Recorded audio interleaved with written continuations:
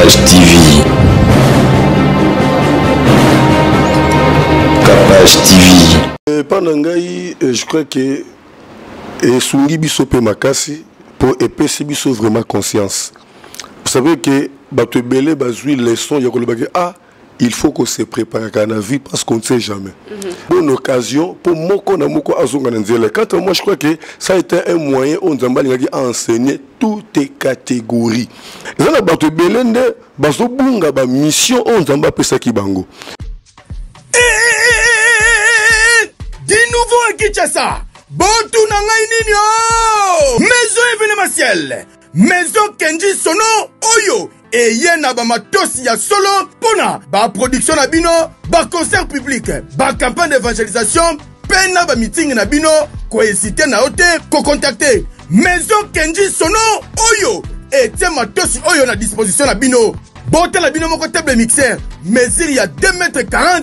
Et bon côté à lumière et mama mounoué ata hôtel mina 500 mètres okomona mutaza na podium na Kinshasa bazaka ka bango moko mutu bazala ba lumière oyo bontu na nga eza wapi o na venir à Libération ex 24 novembre na commune ya Ngiringiri en face ya bureau du quartier ya Bandal Molar boza mobimba wana soit bo contacter na ba numéro oyo bino bo organizaka ba campagne d'évangélisation ba meeting, ba concert live, na ba stade, bo hésiter ko contacter maison événementielle Kenji Sono Oyo. Et yé na ba matosi ya solo, ba instrument ya haute qualité, boye ba pe bo kangake. Maison événementielle Kenji Sono et ça peut concernant ba vente. Ya ba instrument, pe lisusu, baza conformé, ba ingénieur de son. Yo mutosi ni sana izipa.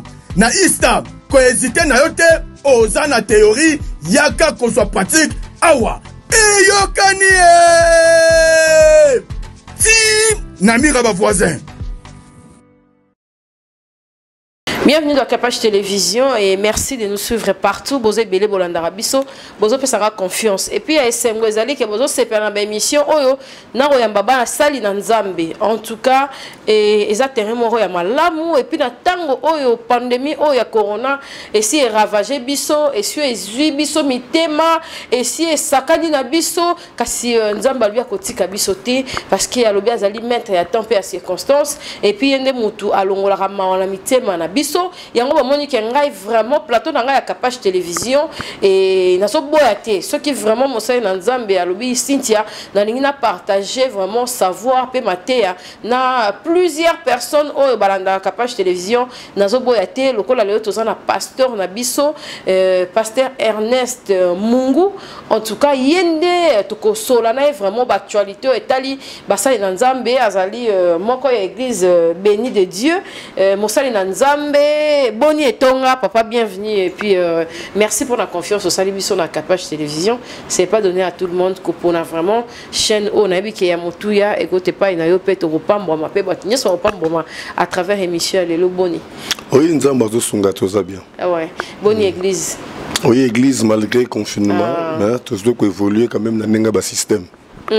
Et merci, mon Nzambe. Confinement, Oyo, et en tant qu'homme de Dieu, Yomoko Zuyango. Na makanisi nini corona oyo ndenge bakangi be église balobi mokolo ya suka mahamba boye ko salama oui pendant ngai je crois que sungi biso pe makasi pour épaiser biso vraiment conscience. Vous savez que bato belé bazui leçon ya kolobaki il faut qu'on se prépare à la vie parce qu'on ne sait jamais. Donc c'est comme si ezan ndenge mo bazote biso ke mokolo Christ koya et ko la brusquement boy. Alors ceux qui accoutent na kati na masumu accoutent libanda na Nzambe otikali. Donc pour dire que mon Christ au Seigneur qui a déjà préparé en tout moment parce qu'on ne sait jamais. Et confinement oyo ezongisi biso basal na Nzambe et belé na nzela par rapport à l'enseignement na biso, par rapport à comportement na biso et swingi biso to zonga vraiment na nzela to landela sur vision na biso makasi. Et nazo croire que après confinement marche et belé à basal na Nzambe ko changer. Amen. Donc on a nazo croire. Donc ça et là mon côté et que ko bima au hasard et pas na Nzambe. Nzamba yebaki makambo nyonso. A permettre kyango ayebi le pourquoi. Et zo permettre pe ezongisa ba te belé na kati na nzela. Vous savez que bato belé basé ko la landa côté, ko zonga ko retard, gauche droite tout ça mais na minute ça confinement ba vandi pe na ndako. Et na ko vanda ndako ba conscience et zonga na kat na place. Bato belé ba no ke l'église te ba ngara maté te mais confinement oh et belé ba yoki maté pour dire et belé ba bongo limité mana bango. Et loko ya mutu ya lisu ce confinement oh et la kisi monde entier Kenzambe kakande a na solution. Kenzambe kakande a zanzambe. Nzamba permettre eloko e sala pour aye ba pe ko confondre ba sali na nzambe. A confondre ba mokili. Lokola ba par exemple ba occidentaux ou bango ba moni lokola ba ko ba nzambe, ba ko mosala makamnyo so selon bango, siko eloko bango moko ba créer, ba provoquer et ba luke li bango. Siko solution économique ka nzambe. Et ça peut sous moyen il y a que biso assurance parce que en réalité moi dans Nzambe solo akobanga coronavirus c'était et ça impossible parce que maloba Nzambe est garantir biso na makambu ebele pour ce qu'autangi na Josué chapitre 1 verset 5 au moins la Bible zoloba nul ne tiendra devant toi tant que tu vivras. Je ne te laisserai jamais. Donc pour dire que quel que soit vent oyo, ba oya nzambe nzamba zana bango. Et sur le 2 Pierre chapitre 2 verset 9, au moins que nzamba zana ba oya ngai na bate la kabango. Vous comprenez? Donc c'est vraiment une bonne occasion pour moko na moko azonga nzela. Quand moi je crois que ça a été un moyen où nzamba lingi enseigner toutes les catégories. Nepse ba konzamboka. Bazalaka moi malade muke moi malaise muke mbangu na poto mbangu bangu parce que et pesi bango leso que même na mboka na biso moko tika to to ngardia ba hôpital parce qu'on sait jamais donc mutu nyonso azui leso na ye na nzela na malade oh amen papa tozomona awa na otikoleka awa pe na hôpital na biso ya munene awa cinquantenaire na moni kuna na mama ye mozo pesa ngakutu pasi ne mikolo ba ko kunda batu mais ba congolais belé balobi etikala nde bongo po matanga comme place à mawa. Et comment les Congolais le la place y a fait yo toi que homme de Dieu oui quant à moi je crois que Koti Kalabongo est bien pour ezoko aider batupe na ba dépenses batu ba komanango parce que lelo matanga kalezalaka soki beaucoup feli beaucoup qui peut ko bénéficier moi muke na moi kaye ya cotisation na moi batu ya mawa lisungi zoya mais lelo comme soki beaucoup feli besoin des problèmes beaucoup dépenser sous makasi koleka. Et puis ce qui est grave, bino batu bo perdre. Peut-être avant muta kufa, bo dépenser qui belé l'hôpital, qui si boye muta kufi. Mais batu ba yeko bondi sabino. Ko yako partager mawana bino. Beaucoup misus ko leisa batu wana. Des fois na tongo ba melati, na poko balia beaucoup misus ko dépenser davantage. Et puis ba charge, ba prix ba corbillard. Il y a basal, est-ce qu'on veut la matanga. Donc nion soana ezako tia passe na vie à bateau. Surtout que vie la vie soit les lots social muboulou, la salaire muboulou, vie compliquée, et ça permettre bateau ba diminuer un peu ba dépenses na bango. Mais sauf que ba yebakande ko encadrer yango bien. Ils ont ma bête korebi mana morgue et qui ne malamoko na cimetière. Mais faut pas permettre le recueillement de plus que 1 heure du temps, ne plus que 3 heures du temps et si comme yazalaki. Avec le lupangu il faut quand même bailler un accord na pour le dernier hommage na lupangu na ye basilisi malamoko eleki ekei bambe ko sala ba calcul comment ba ko bongisa yango etika na ndenge wana mais na ba façon moko ko permettre que to ba quand même ko recueillir très bien ba ko rendre très bien ba dernier hommage na bato auto zo bongisa.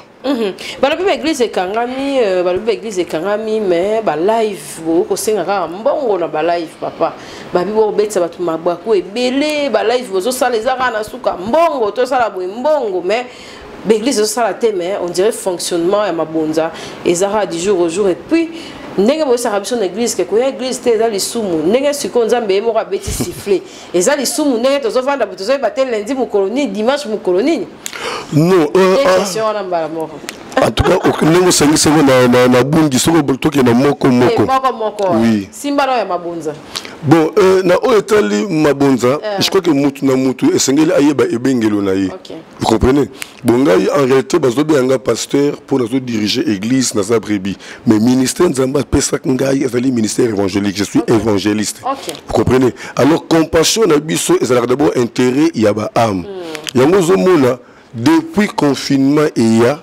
nateyaka chaque jour na 5 heures. Chaque jour na lobby. Na RTP, Radio Télé La Puissance, et en direct na chaîne Nangai Béni de Dieu TV. Lundi, mardi, mercredi, exhortation. Jeudi, vendredi, intercession. Samedi, na bonde la rapona batou. Et dimanche, na sala kilt. Béni de Dieu TV. Béni de Dieu TV. Donc, nous chaque jour. Mais nous avons offrande de wapi. Or, nous avons dépensé méga. Chaque jour, méga. Et kilt dimanche, na foutaka transport, il y a yembi, il y a technicien, na foutaka régie, et na foutaka instrument, na aussi la kuna. Et chaque dimanche, na mois, na chaîne, na foutaka $150 par mois. Vous comprenez? Alors, Nzambe, Oazali Kolo Moussala, a pouvoir yaka, pe na bandenge na ye. Depuis confinement bandaki, na la linzalate, bana bana linzalate, Nzambe a pouvoir na ndenge na ye. Mais une église offrande de kotakate. Vous comprenez? Et puis, nous regardons que le baguette, offrande, bon, un peu ça, bon,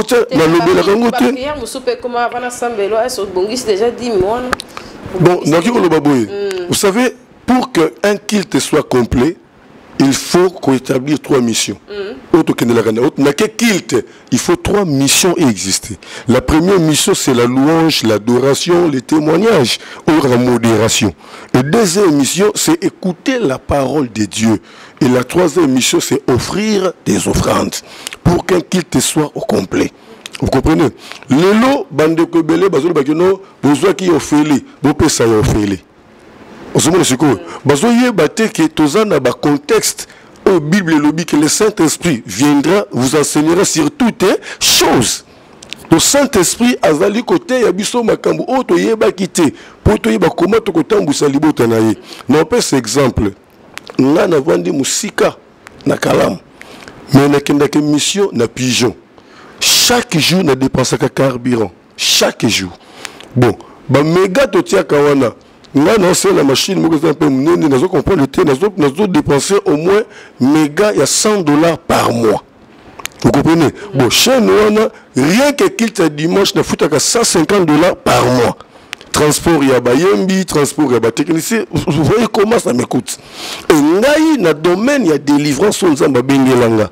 Aloba nanga. Moutounion, so azoya retraite pour aller à la délivrance. Il faut apporter une offrande, il y a action de grâce. Action de grâce, c'est le signe de reconnaissance. Puis action de grâce, ils ont démontré directement foi au moutouazanango. Vous comprenez? Comment mal exploité, papa? Donc, ma belle, si le bateau, on a calculé, il y a des motos, tout a d'intérêt personnel. Parce que le bateau, on a Nzambe, on a se, on a basal Nzambe, moindre, mais on a plus, on a docteur. Mais on peut sur exemple, Nzambe basal la biso délivrance, il y a frère Mouroka na le Pangouana. A Beli, à côté de Nangana, à sali une semaine, va dépenser déjà $500. Changement tel comme côté. Alors bateau mais bino besoin d'église pembe na bino ka o les akamoko spirituel faut qu'il y ait une église. Ba bimi c'est l'hôpital Ngalema, ba na église. Ce que tant to ye ko bonde la Nzamba lobi et sengeli bola na ye pendant 3 jours. Et na kati na 3 jours wana to bandi ko bonde la Nzamba sali miracle ne ko na eu délivrance à récupérer santé, à récupérer nyos waye.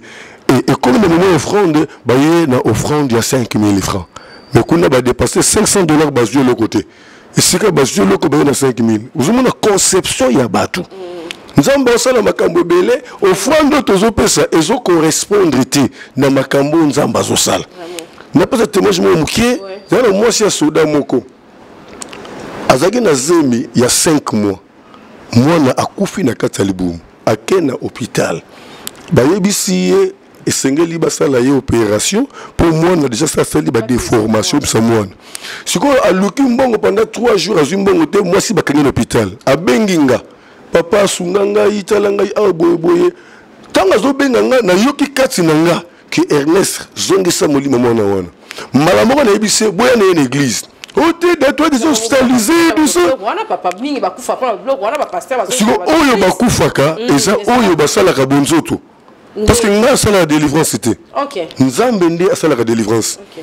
Si vous avez une église, vous avez témoignage, même dans le quartier, vous avez 3 voies où on peut faire solution, délivrance dans la vie à Moutou. Et ça, la malade, vous allez normal, dans Moutou, nous sommes en main, qui la foi belle. Et malade, il y a un nzama pesi maïwe na minganga. azwa traitement abika. Obondela ti okubika kaka ça normal. Vous comprenez? Parce que eza na malade mususu, eza malade molili ndati, diable ndati. Lokola bamba su bali. Il y a 3 jours. Ozomona. Parce que eloko wana qui nyonso kozwa et ça les lots. Car la Bible déclare ce qui est spirituel, spirituel, ce qui est chair est chair. Vous comprenez? Donc, on essaie le sambo de Moutabik. Et ça, c'est malade mususu, et ça malade normal. Ce qu'on a malade normal, diable est à bakissimo le komoka mouké. Parce que traitement comme il y a des complications pour mon lit dans la carte, il faut mon lit et l'ongwa. Parce qu'on a dominé la délivrance, tout ça on a discernement wana. Tant on baïna malade, na malade, nzamba biki no o izaka na ngate, o izaka ya hôpital. Vous comprenez? Donc, ezana baka mususu yaka to bondele sili nzamba lobi bokene l'hôpital. Baka mususu ba yente bokene l'hôpital ke. To on y attend on va. Siko soko bengama oko signer ba risque wana parce que za cirque za na yote ezan nzambe. So na bandiko peso ba témoignage ba délivrance nzamba sali na nzela na biso ondimate. Bon ma appelle ba retour parce que lo mususu. Ba retour ezalaka. Ba retour penda ezalaka makasi. Et puis bah risque ni soigner bah retour ce qui landara yo pasteur te landi na famille la bande mais c'est quoi il faut protéger bande na yo ko protéger libota na yo parce que nzamba ko permettre te atie grâce obi ki sa mutu bongo siko mutu ngabika ale malheur e ko na katanda ko na waza su nzambe te siko délivrance ngo bokenda ngo na domaine ni et puis ndeni boyeba ke mutu aza rempli à minimum abe vision ezalaka na sensibilité spirituelle soko vandi na ndoki au sentir que nous il faut d'abord la sensibilité spirituelle. Ils appellent la possibilité que vous avez la vision, que vous avez même dans les prophéties même dans le c'est vraiment important. Dans le domaine de la délivrance, ils ont belé autocosa la mission témoignage. Vous comprenez? Alors mutu a aussi la calcul na ba sentiment là ça devient un danger. Nous allons confondre mutu pas koufi, mutu pas biki na yete abalukeli tout ça.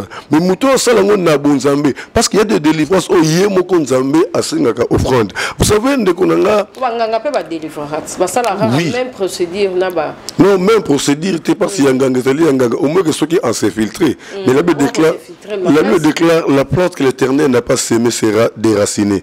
De délivrance c'est où tu es pas nzambete et kendara libelate.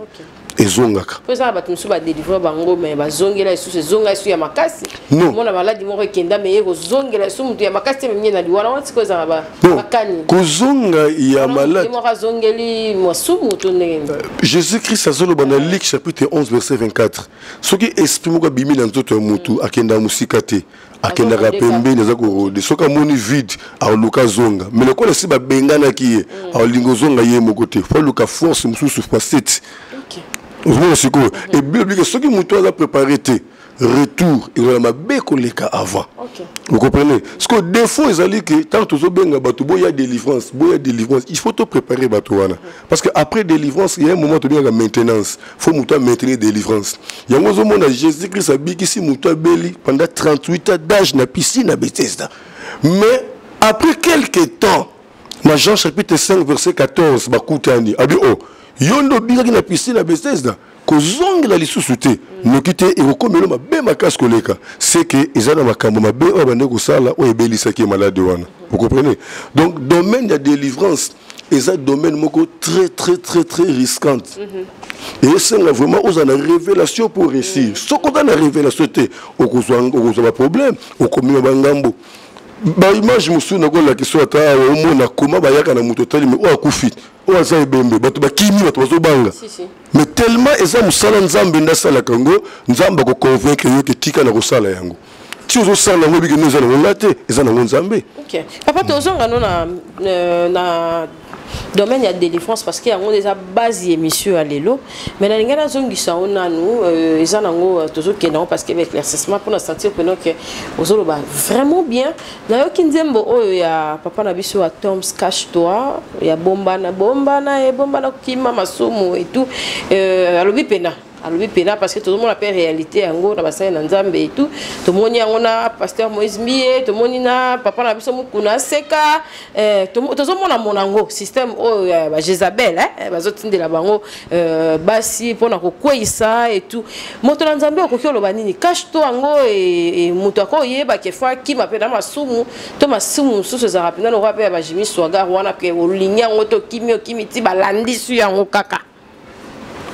Vous savez, ils ont ma somme mususu, oyo muto salaka par rapport à influence. Ils appellent ma somme mususu muto salaka par rapport à apparence. Mais ils ont ma somme mususu muto salaka par rapport à volonté naïté, mais par rapport à esprit ou évandi 4-4 naï. Ils ont ma somme mususu autre bien ba lois établies. Moi na kobotama ba sakoli pona yeke yena vie na ye azalaka kandumba. Vous comprenez? Ce que et il est arrivé que abandi ko sambela mais loi ne ko landaye malgré zo sambela il faut à reconnaître à comprendre que non masumo non sala ezali réclamation moko songolo a comme ça ngo sujet ya prière na ye abana ko landela ngo pona vie na ye mobimba mais akoki ko réussir pour to comme na tango esengeli ba chrétien ba comprendre que ko kima masumo to lo to kima masumo ce n'est pas une chose facile. Ce n'est pas vraiment une chose facile. Et le long, tout le monde a dit, même apôtre Paul a dit, serviteur de Dieu incontournable. Serviteur de Dieu, il est possible sur exemple. Apôtre Paul a dit, serviteur a commis 14 livres dans le Nouveau Testament, qu'on est quand même bateau, mais, il y a un moment où il a bloqué, et abandonné qu'on est là. Alors, ma ben nazobo ya ko sala yango nazo sala malamu na olukana sala nazo ko kati donc ezana moment moko bo loi penza et réclamaka moto to mona Pierre azali muto e mona na démonstration ya puissance ya Nzambe misi bana o ya luki butu mazwite tongo etani yeso bise boaka filet aboaki mbise tondi même place mbise tondi le tiazo landa Jésus azalaki déjà sire à côté de kati na ligne ya bonzambe mais mukolo moko balamuki na tongo nzambe azobisa ye Satan réclamaki yo mais na permettre quitter de ce qui nzambe azalaki te je crois Pierre na so mona piège. Vous comprenez? Donc il y a d'autres péchés, ce sont des lois établies. Si on les arani, nzamba longoli mafuta, ton nzamba longoli biloro balongola wana et pas pasteur to ba wen dédié. Non. Vous savez, la présence de Dieu n'exclut pas les problèmes. La présence de Dieu n'exclut pas les problèmes. Hier soir, Nzambe a démontré dans Jean chapitre 10 verset 30. Moi et le Père nous sommes un. Mais na Gethsemane il fallait que la souffrance l'andaye, il fallait que les candidats la souffrance. Le corps de la Kinzambe, il voit on t'a peu ça qui il fallait qu'il signe sur la souffrance, on a signé à résister. Andima c'était na maboko na makoro, il y a un des bimseki plus que vainqueur. Parce qu'il y a des serviteurs de Dieu, il faut bailler bakingai penza bitumana ngai na moni ezana point il faut akomisa point wana base ne ya prière. Et yango pende ekubana ko lakisaye azomata to azokita. Ce qui va penser bandiko ya à comprendre naza en attaque, à changer ma stratégie à prier, à multiplier vie à prier et le ko na ko kima. C'est là où se trouve un défaut, influence, apparence, faiblesse, les okotombe. Bon, orgueil ça caractère Papa Ernest le l'autre a bien mais lobby ceux qui combattent comme il m'a cassé que c'est un rare obinomo boloba qui protection le roi protection Nzambe on dirait binobo comme un peu binomo ba pasteur pour limiter ango oh nzoto zara nzoto makambo comme ebele on a ba garde corps ba la tara noir le kola yobo na ba singa na matoi to poussa la source bebete ndenge ni nanzelo ko yeba ke muto ana za malade nga poussa na po o sambela pona bon on est fait pour comme asuko yambate nakolo futur nangate pour Nzambende aibi futur nanga sangisi kaka yako nabité nakolo futur nangate pour présent nanga nako témoigner que nako sala ngote na futur nanga bon nako juger bande comme sous-souté mais le royaume biso qui toi na trois sortes ou trois catégories ya basal na Nzambe ezana basal na Nzambe oyo amitié mosal na Nzambe autaki mbujimai lubumbashi azaki na modérateur ayebe ko exhorter ayepe na Kinshasa Bible na tonga pesi conseil ba bengi pasteur moi zèle wana pe asal l'église batu baoya ezape na basal na Nzambe oyo batie ye kotia ni na sali théologie a eu diplôme, PCP paroisse, pasteur. Mais il y a des hommes de Dieu on Nzambe à établir. Yemoko a tindi na mission na ye. Vous comprenez? Et il y a aussi des hommes de Dieu on Nzambe na bengi peut à établir ye. Mais à koki ko supporter, après vous Nzambe à l'équissier na ngote à céder aux pressions. Nomoni mingi à qui na nguya. Et puis c'est orgueil qui t'ici a boui ko kita ou là comme kita sama ko Nzambe pour Nzambe ba tout ce ko remonter ye ko kita la ligne ngote à la ke ko simba kisi à ko sala boye. Vous comprenez? Donc il faut yeba que naza na face ya musali nini ya Nzambe. C'est là où se trouve un problème. Tozo mona makambo ezole canapé moi débat ezali papa na biso Denis Lesi papa mukuna toliaki est-ce qu'un homme de Dieu a kokota vraiment la politique na mbozino ndenge basa na Nzambe mikolo ba comment kokota parce que ba bi que politique ezapela okuté comme na lokuta na kati makambo belé vous mona teke bozo ko isa konzima na biso. Bon le problème est que nous koloba par exemple un évangéliste dans la limite évangéliste à côté partout. Parce que mission na Israël ko gagner ba âme pour la Christ. Mais ceux qui peut-être à côté na carte na politique, ils ont dépendre de la mission ni na côté la carte na politique. C'est ça le problème. Parce que le plus grand problème, un serviteur de Dieu doit connaître sa mission et rester dans sa mission. Vous comprenez? Ils ont battu belende, baso bunga ba mission on Nzamba pesa ki bango. Ils ont pas si pour na juger mosal na Nzambe pour na yebite e bengelu na yezani. Parce que nga na yebi e bengelu nanga. Nzamba benga ngai apesa ngai message de repentance, c'est ça ma mission. Prêcher la repentance et le pardon du péché pour amener la réconciliation entre l'homme avec son Dieu et entre l'homme avec son prochain. Hébreux 12, 14, Luc 24, 47. Il y a un monde appel nanga. Et Nzamba apesa ngai dowana ya délivrance, guérison, miracle. Pour na koyeba ko délier libota na o baza lié. Na kotika la wana na ko changer te. Nous Nzamba tindi na politique et que la mission moko pour atteindre l'objectif pour la carte na politique. Ce que m'a bezali que on a déjà la vision moko ya musala Nzambe au côté de la politique peut-être pour la mission moko songolo pour le sentiment moko songolo wana okosasu na Nzambe te pour ceux qui Nzamba tindi a otambola na yo nous se comme le défendre cause na yo mais ceux qui Nzamba tindi yo te okeyo moko a otambola na yo te oyo komela yo aussi bien conséquences nango. Vous comprenez? Ceux qui nous ont battu une mission, et c'est qu'il y a difficulté zali, à couper so, opportunité n'y a pour réussir bitumba. Mais c'est qu'il y a impossibilité zali, il y a un champ de bataille pour appeler cette solution. Tout le monde nous a en Égypte. Mais Nanzela, ma parcours, t'as la makamouze à côté nango. Provision n'y soit sili, maïsili, Israël va comme qu'on est là. Mais quand on a désert, on va les athées.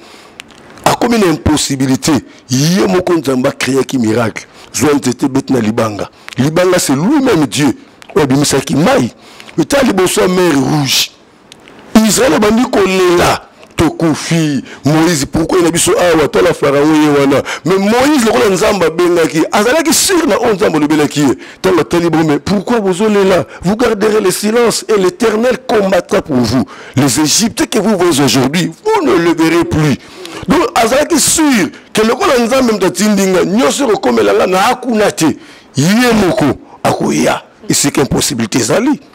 Non moni bitumbo tozanango et sengeli mosal na Nzambe ayeba mission ni Nzamba pesi et aubanga te na miskade o akokuta nango to mona apôtre Paul na Barnabas Bible zoloba na Acte chapitre 16 batindi bango mission évangélisation pendant que baza ko évangéliser balobi vérité wana ebetisi ba konzamboka libaku parce que linga détruire intérêt na bango bakangi bango bakoseli bango makambo babeti bango fingu balongoli bango bilambo babwaki bango na kati na boloko pe Bible lobi ke boloko ya kati makasi mais likamba ko kamwa mutu to azobela mutu to azoki pota ba douleur ya makasi et ya na butu.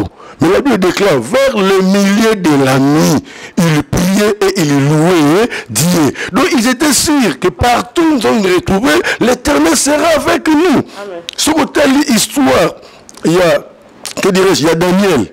Le quoi la bande ko tambola Nzambe, abande ko défendre parole ya Nzambe. Malgré ba boka ki na ba lion, abanga ki ba lion te. Et ba lion wana, bataki incapable ko simba. Et pourquoi?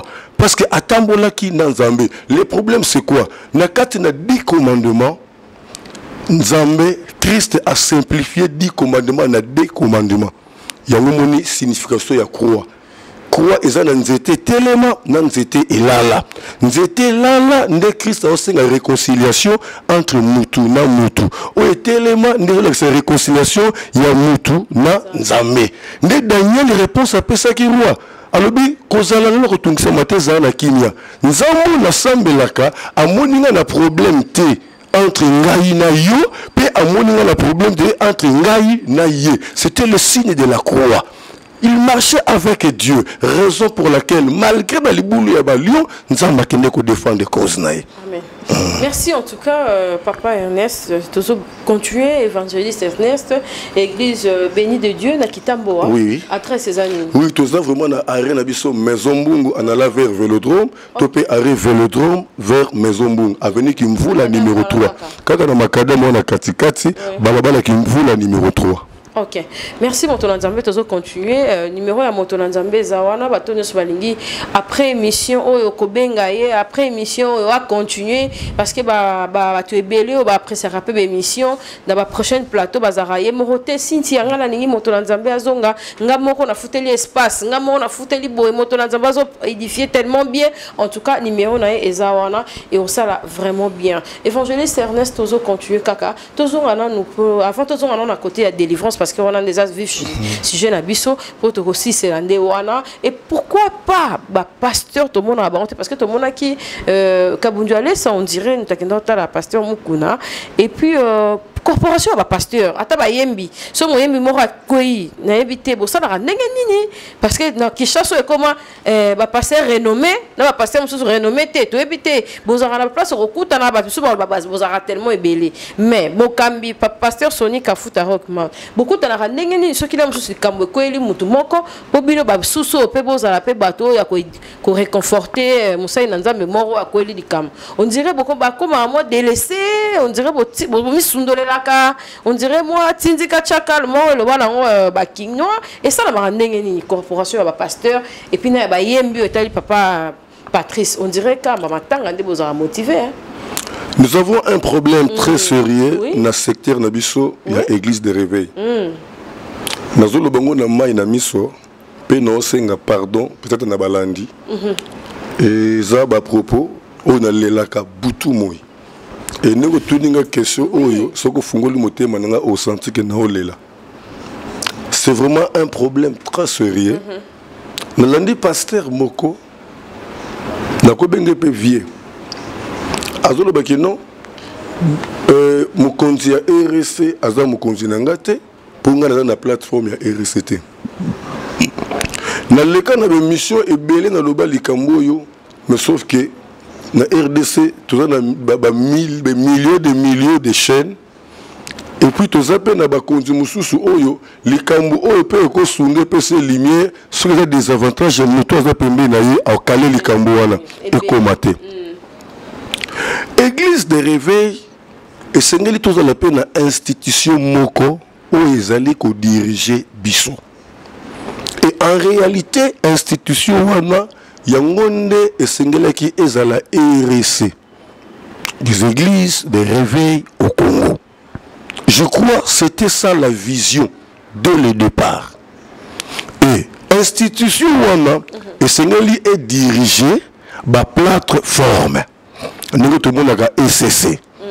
Nakati na SCC tout la communauté. 24 communautés, 23 bangonnions sur l'église protestante. Alors, Bissopé, dans le cadre des églises de réveil, on a une dénomination de Bissot. Tout ça, tout ça, la plateforme de Bissot. Mais c'est une institution qui dirige Bissot. Donc, ceux qui ont le président de la République, et lorsqu'il y a hors de discipline, dans le cadre de l'église de réveil, il faut que l'institution contrôle, il y a toutes les églises de réveil. Le RSC, il fallait que dans l'institution, et comme il y a la plateforme. Et je peux savoir tout, Mikanda, est vrai, le coup la basali intégré la plateforme au Songolo. Or que RSC et copé sabatu Mikanda est vrai la plateforme. Parce que RSC c'est l'institution, ils ont dirigé la plateforme. Parce que plateforme, ils allaient ensemble avec l'église, ils ont mis la vision au Songolo. tu as le belé, tu as le belé, RRC, tu as le CPC, tu as le MIRG, tu as le belé. Et nous sommes, et c'est la diriger l'institution Moko. Quand on a le pouvoir, tant que côté, on a quel âge pour cette juridique. Il y a une année, on a pour cette juridique, et c'est confusion. Et ce qui est plus grave, c'est quoi? Bayoko Bimisa, institution Moussoutou Zobenga, hors des églises de réveil, c'est quoi? Hors des églises de réveil dans ici. Et il y a peut-être contre la institution. Mais ce que nakati na eloko bimisi wana omona l'église mususu basadérité. Et belé comment bon. Basadérité pour dire qu'aujourd'hui nakati l'église de réveil, nous n'avons pas une institution où ils ont un contrôle, il y a l'église de réveil. Le monde diable a s'infiltré kotoyo mutazali kitambala kokota te kotoyo akokota kotoyo pantalon kokota te kotoyo ekokota kotoyo nyamini na nzoto mutu ezaki ndoki kotoyo eza délivrance désordre koti na kati na église de réveil yango lelo zomona nani ko suspendre nani ko exclure nani mutazali mokonzi na kwena yi. Même bateau na kata plateforme ata sali mabe e bani mutako suspendre azate mutako pesa punition azate. Nous avons un problème très sérieux aujourd'hui. Kondimana ezate ndomoni même la télévision ba pasteur bazo bunda bazo suana ba mbwakela ba critique ngasi na mona pasteur la télévision alobi yazo sakana ngai yazo bakela ngai libanga mi ayobake o kozana retour e kozane obi. Nzambe na ngai tokomo kende wapi na linga na chambre na nga madame na kutika na wale la bangi ya kanti matanga mais na lelaka parce que na ndi à propos ya pasteur mo la télévision alobi cameraman zulanga fulu bango bazolo ba kenzamba zawa te ba yawa to pasteur mususu ba double spirituel ba ko lala mais oyo komi kachi to komini parce que nous sommes ezalo passable na mboka na biso ne sika problème eza. Alors, c'est un confinement. Là, l'église il y avait une réunion entre le cordon, secrétaire général et tout ça. Bon revoir la discipline, on n'a pas sur l'église. 4 mois sans culte. Tant que tout ça, le quoi à zéro. Est-ce que les allègues profiter, corriger pour te la discipline, vous comprenez? Donc je crois moment de confinement, peut-être il fallait qu'il papa na biso bazoka déjà ba disposition pour na makambo ekomi libiso. Tout va dire qu'on se préparer prochainement ce que lokabo salami to kozala ndenge ni to kotambo ndenge ni. Ya moni chaque pasteur azo wala ko laisser bandimina ye. Chaque pasteur wala ko encadrer bandimina ye. Il y a des pasteurs qui n'ont pas la possibilité, on regarde quand même la télévision, il y a des pasteurs qui n'ont plus de contact avec leurs brebis. Donc il y a vraiment un danger dans l'hôtel Église de Réveil. Merci évangéliste Ernest déjà on a aussi les sametos zonga na côté délivrance nga mona bisa ki otikela nga mona memona no na ndenge na ngala memela makambu na moni que ça va aux à l'aise parce que na la plateau na ngai bazala vraiment à l'aise parce que ndako yamba ba et puis ya basali na nzambe ezali plateau ezali na bénédiction merci domaine ya délivrance oyo tobandaki nango o tobandaki koloba wana papa natuna no eloro mo na zongiso parce que ngam tout pesa le coordinateur natuna no eloro mo ko matanga mikolo avant ba comme ça biso na confinement ezaki sous ba flirter ba mai côté cercueil ba ji tokotika ebembe emela to ba vanda tout ya cercueil ba loka yango po ba misus ba ko mela système wana na Kinshasa zupe en plaire comme petit ko ya koto e banaki kuna na changu et comme ezaki na bango normal mais comme pe koto et puis ravager système wana ezaki sous fleur aux la symbolique te pona moyi et comme ba bière et comme masanga papa ko loba nini yo mtozana pour domaine wana no ya délivrance wana eza vraiment be fait ya délivrance te eza be fait moko social OK elingo loba nini batu ba ko remarquer mutu akokufa lelo ayebanaki na batu ebele et batu baye na ba fleur belé et à la fin de compte ba fleur wana ba senine ba boaki yango or que famille est dépensée, famille a un problème. Et na kat na matanga faut famille a dépensé sous secret tout ça. Et ça li besoin na batunde ba réfléchir ça qui. Na place que tout sommes ba fleur pour les ba bois kayango, maintenant tout sommes ba tabaji pour permettre famille et bénéficier et ça vraiment m'abêté. Mais je crois que ça par rapport côté mususu ah le bande ce qu'il faut que ba comment ko encadrer yango. C'est ça le problème. Et l'or a remis la c'est donc il faut que bande comment ko encadrer yango. Soit on peut donner communiquer que non muto a monique ne peut pas ailleurs a tient sika songolo. Peut-être ba ko bonisa na mais na kati na intégralité les kambu exactement m'abêté. Expliquer biso totike là vraiment tant expliquer biso et puis na rozongelo nazo kende no kala makati ba question mais délivrance et ça la marandingi na kati ya mutu. Le délivrance doit dépendre de la situation où mutu azanango. Parce que la délivrance c'est une action de délivrer. Délivrer, se rendre libre. On peut délivrer un travail qui a été bloqué, on peut délivrer une personne qui a été bloquée, on peut délivrer toutes les choses aux allez qui condamnés, bloqués, et ben qu'on vivre sous vie na yangote. Vous comprenez? Mais na kati na vie à mutu, la vraie délivrance c'est les salis, c'est accepter Jésus-Christ comme Seigneur et Sauveur. Pourquoi? Parce que mutu tango abotami abotamaka mwana nzambe te mais on a ange non akoma kande mwana nzambe. Donc c'est vraiment un pas de délivrance. Yango apôtre Paul azoba dans Romains 19, si tu confesses de ta bouche au Seigneur Jésus, si tu crois dans ton cœur que Dieu l'a ressuscité des morts, tu seras sauvé. Le premier chemin au Seigneur landela yango wana, la seule préoccupation à Jésus-Christ, c'était de gagner les âmes en Christ. Vous comprenez? Il y a une base, il y a les bosso. Au mot Christ, au Seigneur, Alanda, ils allaient gagner à ma Christ, qu'on soit sali, qu'on bika. Mais le biko wana, ils allaient na molimo. Molimo, na yoko molimo ya nzambe. N'ayez pouvoir le Père Samuel Bisso dans Jean chapitre 1 verset 12.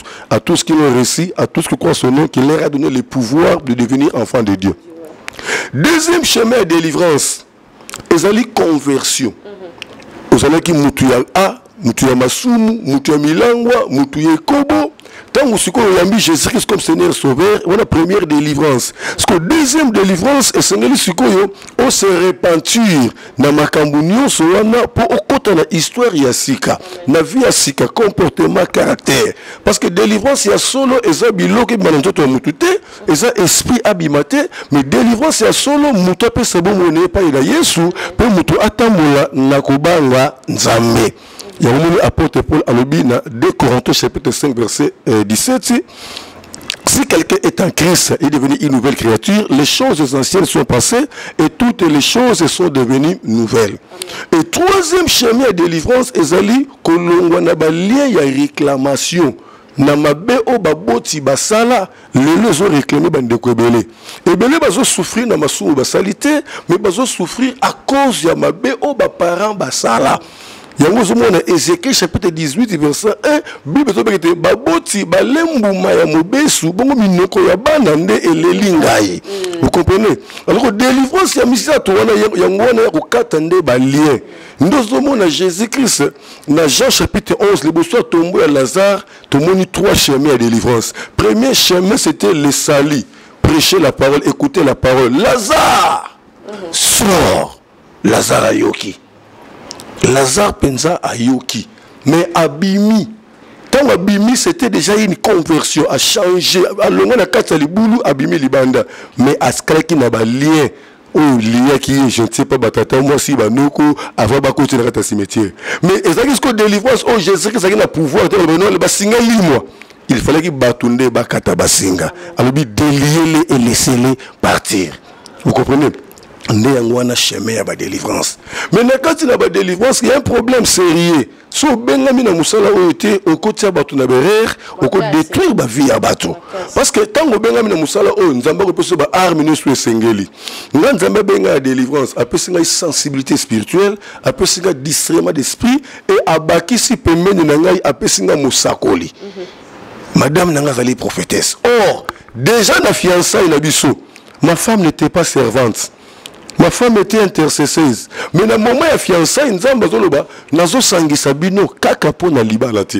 Mais nazo sangi sabino po na délivrance à milimo nanga. Vous comprenez maintenant? Tellement to benga mina musala wana a préparé biso déjà. Mutu mususu aza bien, azobela te, ba faire raison que normal, mais à un problème spirituel où ils ont zélé peut-être 5 ans après, 10 ans après. Mais sur le côté de la délivrance, à côté de discernement, qui n'ont senti l'esprit moko boye, à contrôle la vie na yo. Mais sur le côté de normal, va faire raison marcher, mais il y a un esprit, on va passer à mission. Il y a un temps où mission, on va l'exécuter. Nous allons te brusquement. À qui n'a mis tout cas. Oui, Koufi, attends, moutoko par terre. Nous avons dit, tiens, ça qui bien wana, avec déjà, dans l'esprit mogo, batinda qui, et pesa qui mission. Il y avait une femme, avec qui nous avons bandi na vie à passi. Mobile tangi ba classe, azu musala, a commis na mbongo, na mnyos. Un certain moment, Mobile a commis que changer caractère devant moi sinaï. Ben compréhension. Mobile a eu une décision, il y a une deuxième femme. Et à Yinina moi aussi, à Yinina a comment il y a la balabala pour servir ban. Alors moi c'est pas une délivrance. Ah mais le prophète moi je pas njondo alandi. Et ben je non que bon bala yo, tout ça peut se fendre tel to arracher mon lit mon aïe. Moi ça peut si offrande. Moi ça peut si bijoux, moi ça peut si nyoso à ça qu'on se retrouver. Tant que l'andi biso na émission, aïe ko luka biso. To bundeli poto yeba et le ko ni sali ki mobali akima dans les vides. Nzamba to bake base ezayo moko mwasi. Pendant que nous sommes ensemble, batiaki esprit moko yangando kat na yo, mais batikela ki autant ont évolué. Tant ba pesa que le kola ekokaki. Alors ngando ba niko manifester kat na yo. Mobali siko azasu ko sentir ki mette na mbetu. Soka lali on sentir on dirait nyama moko, on dirait le moko do azako se retrouver te. Aki meke dans une chambre comme ko la na salon et kokite ti abimi libanda. Alors faut kuta no muto benga na délivrance pour akundola source ya makambo esalemi. Ndiko dans la capacité. Na ko yebisa yo délivrance ya mwana oyo il y a 10 ans. Akoli kitoko a évolué très bien. Âge 10 ans, malade de côté, déformation, panda, et le cola likaku, bazui, traitement, lembi simbité. Bengi pasteur, commence à la veille de prière, nuit de prière, veille de prière, change mes athées. Tant que tu écoutes nina maman nanzela, azo kena moi na oh maman, moi nous avons un problème spirituel. Bien une église. Baye to bondeli nguya nzambe se manifester mwana kwe tango la muki asengi maman na ye amela secret maman sepeli aliakate même secret faut que forcer mais ameli secret ba sepeli bazongi ndako. Après quelques jours malade mo yesu makasi ba koto hôpital ba benginga tango na ko hôpital na bike non eloko moko batami na bengi madame nanga mosakoli to koti mabondeli nzamba zo révéler bisonini. Pendant que moi na azaki na kati libumu ya maman na ye. Papa na ye ba swana kana grande sœur na ye. Moi na ibe logote na libumu et ko swana wana maloba grande sœur et beta ki déjà moi na kati na libumu et ko manifester 10 ans après. Parce que faut sonde ce que révélation wana faut ba benga na musala wana. Tant que tu révélation wana na lali pongi na butu na moni esprit ya tata moi swana et ko menacer nga. Et le monde bani mutu nyoso diable akangi prison moko te za la garde. Mutu tout diable akangi azalaka surveiller na ba esprit. Yo ozo ko délivrer mutu soko za makasi te l'esprit wana bakulanda yo. Bato bela bazo boma bango po amuki délivrance ndeko na ye, amuki délivrance moi na ye, azalaki préparer te al. Muli molandi. Tant que tata moi sa bundi singa na butu bundi to bundi na menacer na 5 heures.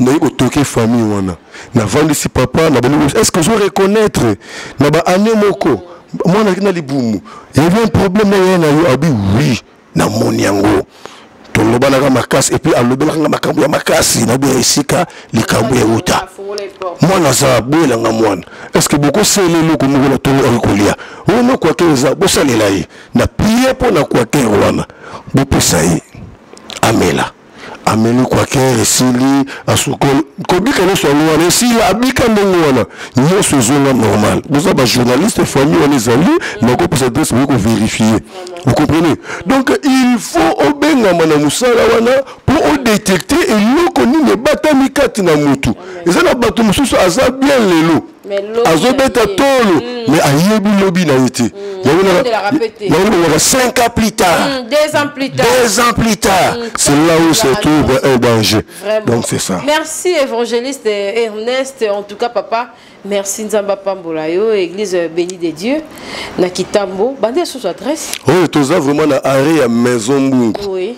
Vers Vélodrome, topé arrêt à Vélodrome vers Maison Boung, na Katikat, avenue Kimvu, la numéro 3. Vraiment, mingi ya koloba ezali, mais sauf aux yeux, ti lobi 3 jours, Capage Télévision, Congo Web Télévision, Chavani Record, merci na yo patron, place au ndé na lobaki ya Marbapaya, ezaranda kumoko ya bénédiction, ezali ndaku na yo, tango iso bao bazotala biso ba téléspectateurs ba na nzambe nyonso ba vana banda bana besoin ya mapamboli ya boye puis ba ye ba secteur ya délivrance na minute oyo na bi ke téléphone na yo ezali ko sonner ba ko benga ndenge nyonso po bazwa lobi ko lilo ba suka pona émission oyo ya lelo et puis ba na nzambe balandi na Capage Télévision.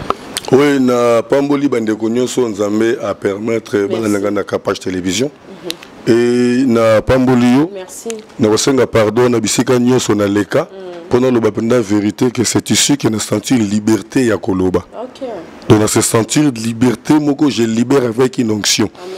Parce que bisika comme ça la question moko c'est on répond bien tes questions monsieur c'est aux autres se pendant développement ya CGT.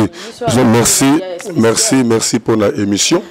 Bandeko balingba zwangai bakozanga na plus 243 89 75 15 851 plus 243 89 75 15 851 numéro c'est déjà affiché wana 24 sur 24 heures même na WhatsApp 24 sur 24 heures soit bandeko bakolanda ngai chaque jour à partir de 5 heures en direct na Béni Dédié TV. Béni Dédié TV chaque jour à partir de 5 heures tous en direct téléphone ouvert. Je crois en moi, merci. Oui, maman Esther Mungu, maman prophétesse Esther Mungu.